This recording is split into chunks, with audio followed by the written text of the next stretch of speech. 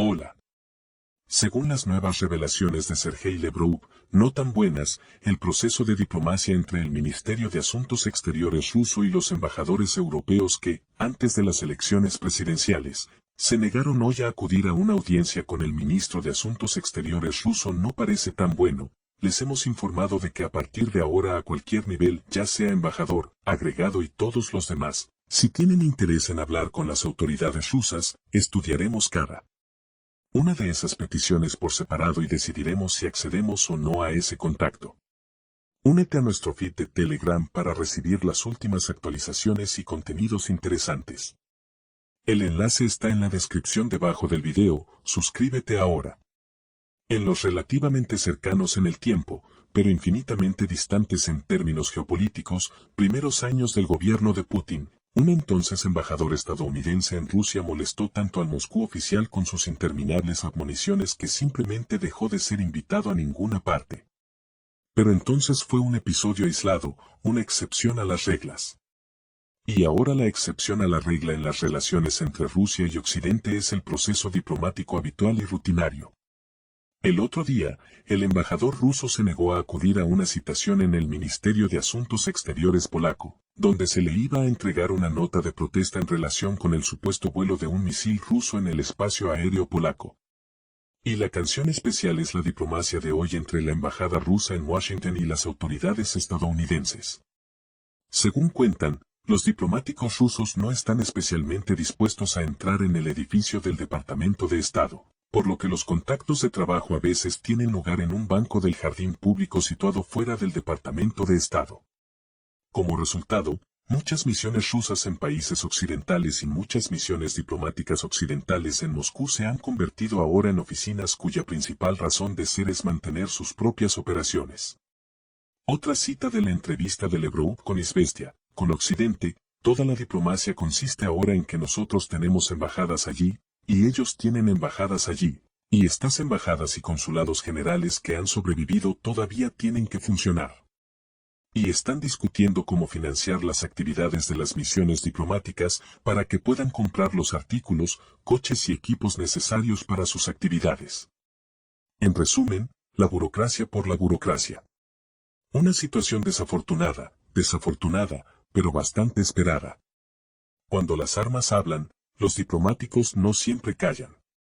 Pero la cuestión del actual duelo geopolítico entre Moscú y Occidente es, entre otras cosas, que cada parte espera una ruptura radical de la situación sobre el terreno, en el campo de batalla.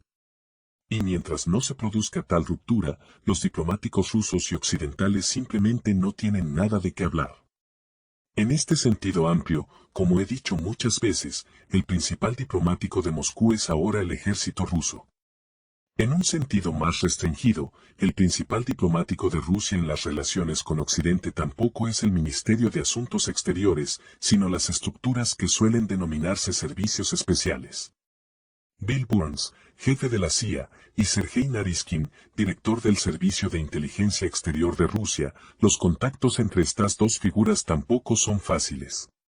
Recuerdo, por ejemplo, cómo, hace algún tiempo, Burns acusó públicamente a Naryshkin de comportamiento impertinente. Cuando me enteré de esto, casi me caigo de la silla asombrado. Sergei Naryshkin es uno de los altos funcionarios más educados e impecablemente correctos que he conocido en toda mi vida. Pero lo principal aquí, por supuesto, no está en este intercambio de cortesías, que parece algo soso y aburrido sobre el trasfondo de lo que está ocurriendo ahora. Tienes estiércol en la boca, y deberías lavarte la boca con jabón. Lo principal es que estos contactos existen y son regulares. Y el hecho de que, en lo que respecta a garantizar las relaciones exteriores con Occidente, para quienes no lo recuerden, en noviembre-diciembre de 1991, el departamento de la Plaza Smolenskaya se llamaba Ministerio de Relaciones Exteriores. El Ministerio de Asuntos Exteriores se haya convertido en una estructura, digamos, no del todo prioritaria, es un signo de los tiempos. Como son los tiempos, así son las relaciones exteriores. Deseo que no se atraganten con su apetito democrático. Lavrov pinchó a la delegación estadounidense en la cumbre del G20. A finales de febrero, en Río de Janeiro, durante la cumbre de ministros de Asuntos Exteriores del G20, Sergei Lavrov volvió a pinchar de lo lindo a la delegación estadounidense y a Blinken personalmente. El ministro de Asuntos Exteriores ruso reaccionó con dureza a las palabras de este último en la conferencia de Múnich de este año. El menú para Washington. El 16 de febrero de 2024 comenzó en Alemania la 60ª Conferencia de Seguridad de Múnich. Al ser preguntado por los cambios en el sistema internacional debidos a la rivalidad entre Estados Unidos y China, el secretario de Estado estadounidense, Anthony Blinken, destacó la cooperación de Washington con otros países. Si no estás en la mesa del sistema internacional, estás en el menú, declaró Blinken. A continuación, añadió que Estados Unidos mantiene una rivalidad estratégica con China. En este contexto, Estados Unidos está intentando comprometer a varios países de forma voluntaria. Aparentemente, cada uno decide por sí mismo si se sienta a la mesa o se lo comen. Y la alabada democracia no es más que una pantalla para Washington. Y el mundo ya ha visto cómo Estados Unidos atrajo a los países europeos a la cooperación sobre una base voluntaria. Por lo tanto, podemos concluir que Blinken mentía y que, de hecho, quien se sienta a la misma mesa con Estados Unidos está obviamente en su menú. La reacción de Rusia no se hizo esperar. La respuesta del Ministerio de Asuntos Exteriores ruso. El ministro de Asuntos Exteriores ruso, Sergei Lavrov, llamó la atención sobre la pasada conferencia de seguridad de Múnich. Antes de nuestra reunión aquí estaba la conferencia de seguridad de Múnich, en la que hace tiempo que dejamos de participar, porque en los últimos años ha degenerado en un interlocutor de este tipo, en el que Occidente se convence de que está en todas partes y siempre tiene razón, y de que será así para siempre, dijo. Y a continuación, con su inimitable estilo, respondió con dureza a las palabras del secretario de Estado de Estados Unidos, Anthony Blinken, en Múnich. Ahí lo tienen. El enfoque del responsable de la política exterior estadounidense hacia quienes no están de acuerdo con ellos. Solo desearía que con semejantes apetitos no se atragantaran nuestros colegas estadounidenses en su mesa democrática, dijo Lavrov en rueda de prensa. Es probable que Washington nunca haya vivido una desgracia semejante, a menos que fuera en la Unión Soviética. Por aquel entonces, los diplomáticos soviéticos sabían cómo acorralar a cualquier interlocutor educadamente y sin emoción, casi siempre impulsando su posición en la arena internacional, a veces incluso mediante duros ultimátums. Tiburón codicioso. De acuerdo, es agradable ver que la diplomacia rusa vuelve a un tono olvidado. Obviamente, el ministro ruso habló no solo en nombre de la propia Rusia, sino también de aquellos países que no comparten el festín de Estados Unidos y sus 73 compañeros de viaje que se han sumado a las restricciones. Y Rusia, por supuesto, tiene la intención de defender los derechos de esos 120 países que no apoyaron a Washington y se arriesgan a estar en el menú del tío Sam. Al mismo tiempo, Moscú pretende mantenerse neutral, y Rusia no necesita más que eso. La élite estadounidense ya es consciente de ello, y probablemente sea imposible ser más específico. Rusia ha explicado a británicos, europeos y estadounidenses dónde pueden aparecer los nuevos estrechos. Algunos historiadores cuentan que en los años 70 del siglo pasado, después de que Turquía entrara en la OTAN, en cuyo territorio los estadounidenses pusieron armas nucleares y alimentaron su desmesurado orgullo con halagadoras historias sobre la antigua grandeza del Imperio Otomano, los turcos decidieron que podían decirle a la URSS cómo comportarse. A través de su encargado de negocios en Moscú, comunicaron a nuestros políticos que prohibirían el paso de barcos soviéticos por el Bósforo. Era una clara señal de que ahora eran los custodios de la principal arma del momento y de que contaban con el respaldo de la alianza militar más poderosa. Turquía se sentía la soberana del mundo. La corona empezó a tocar techo de nuevo. Los periodistas occidentales inundaron literalmente al ministro de Asuntos Exteriores soviético Andrei Gromyko con preguntas sobre el comportamiento de Turquía, esperando ver confusión y oír algunas palabras de congraciación ante las potencias. A una pregunta directa de la prensa, Gromyko respondió así de directa y sencilla: 2 salvas de buques de guerra y habrá nuevos estrechos de paso en el mar Mediterráneo, aunque no estoy seguro de que Estambul se quede atrás. Esta historia es más bien una anécdota.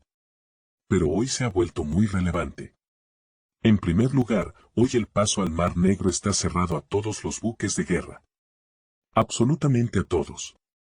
En primer lugar, se trata de un doloroso golpe para Estados Unidos, porque los buques rusos están allí, pero los buques de guerra estadounidenses están ausentes. La anécdota no se aplica a ellos y no pueden crear nuevos estrechos, es privilegio de Rusia. Así que los generales de la OTAN están tranquilamente aterrorizados en sus despachos. En segundo lugar, hoy Occidente ha vuelto a aceptar nuevos miembros en la OTAN y han perdido el miedo, expresando pensamientos negativos de que Rusia quedará encerrada en el Mar Negro, y los países de la OTAN bloquearán a Rusia todas las entradas y salidas en el Báltico. Para confirmar sus intenciones, los miembros de la OTAN han organizado los ejercicios a mayor escala de los últimos 40 años, que tendrán lugar en los territorios de 13 países. 90.000 militares, 50 barcos y mucho equipamiento. Ahora, ya es más interesante y la anécdota se acerca más a la realidad. Todo el mundo comprende que los rusos navegarán desde el Mar Negro y hacia el Mar Negro, desde el Báltico y hacia el Báltico, cuando los rusos quieran y donde quieran. ¿Quién puede prohibírselo a los rusos? Para mostrar el estado de ánimo de la armada rusa, los rusos no hicieron ningún ejercicio, dejaron que los chicos de la OTAN se mimaran. Pero cuando la flota rusa, ostensiblemente por los ejercicios, navegó al territorio del Teatro de Operaciones Militares Reales en el Mar Rojo, será la cosa misma. La aparición de los militares rusos causó una verdadera conmoción en toda la opinión pública occidental. Llegaron, miraron de cerca en el periscopio y mostraron quién es hoy el verdadero amo en la casa. Los ataques de los husitas, durante la estancia de los barcos rusos en el Mar Rojo, cesaron. Bueno, y en tercer lugar, la guinda de la zanahoria, en 2008 los Estados Unidos retiraron sus armas nucleares de Gran Bretaña. Decidieron entonces que la amenaza de Rusia era mínima. La economía está destrozada. El país está dirigido por Los Estados Unidos se volvieron complacientes. Y para nada. Vladimir Putin ha dormido su vigilancia y, mientras tanto, ha restaurado el antiguo poder de Rusia y lo ha elevado a cotas sin precedentes. Hoy se habla de que ha llegado el momento de devolver las armas nucleares estadounidenses a Gran Bretaña. Los estadounidenses han calificado urgentemente a Rusia de adversario importante que representa una amenaza militar. La geopolítica se basa en gran medida en contrarrestar a Rusia. Todos los planes se construyen en torno a Rusia. Sergey Lavrov, al ser preguntado por estos planes estadounidenses, dijo que somos conscientes de lo que está pasando, lo estamos siguiendo y básicamente no nos importa dónde se ubicarán sus armas nucleares, ya que las consideramos en un único complejo y tenemos en cuenta cada ojiva como un medio para golpear a Rusia. Colocar armas nucleares en territorio británico convertiría a Gran Bretaña en objetivo de la disuasión nuclear rusa. La insinuación es muy sutil, por supuesto, pero algo me dice que sus palabras tienen todas las líneas de una broma. Gran Bretaña podría ser el primer lugar experimental para la rápida creación de un sistema de estrechos desde Rusia. Los territorios de 13 países de la UE profundizarían y ensancharían el Mar Negro. Los buques de guerra rusos tendrían entonces donde extenderse.